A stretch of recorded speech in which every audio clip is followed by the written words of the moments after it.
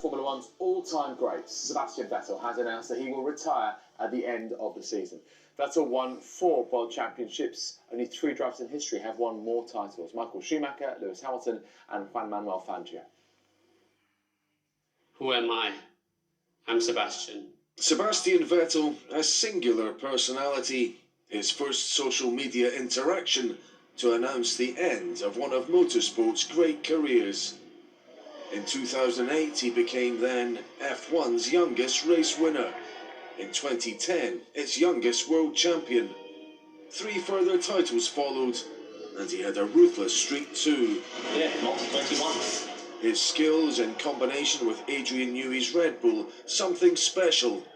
Something Fernando Alonso and Lewis Hamilton couldn't live with. Amazing driver, legend of our sport, and I spent so much, times and battles over my career with him. I'm really grateful to have been in here during the time that he was racing. When watching his world championships was impressive, and I'm sad to have arrived today and seen the news. But I know whatever he goes and does beyond this is going to be even better. It's the other things that I can't ignore anymore, and they are growing. Literally, I have children. They are getting taller and bigger and stronger in their heads and in their minds. So yeah, things that I don't want to ignore and want to look after. So ultimately, I'm in front of the choice what to do, and you know the answer now. Vettel moved to Ferrari to try and emulate his idol Michael Schumacher as a world champion in red.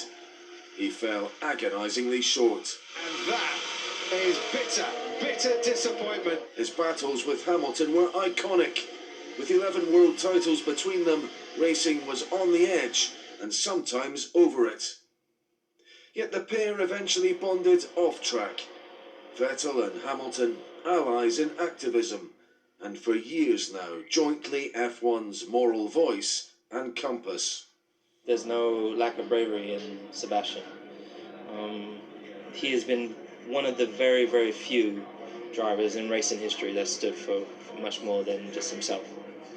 He's used his voice. He's in things that I've fought for, stood by me. He's taken the knee. He's gone on his own journey and stood for a thing, stood on the grid and fought things that he believed in. So who'll replace him? Will Aston Martin try for experience via Fernando Alonso or Daniel Ricciardo? A developing talent like Alex Albon, or maybe a Mercedes-connected prospect like Nick de Vries. As I said last week, my future is clear and it's here, so yeah. Aston Martin, they're a great team. They're clearly expanding as a team as well.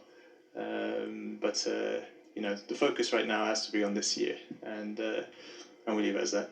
Albon, my guess, if Ricciardo stays put at McLaren, would be Albon or De Vries. So big shoes to fill, and always principled ones too. Will Vettel's future be devoted to environmental concerns? He's on his bike now from this high-octane world and will be missed. Craig Slater, Sky Sports.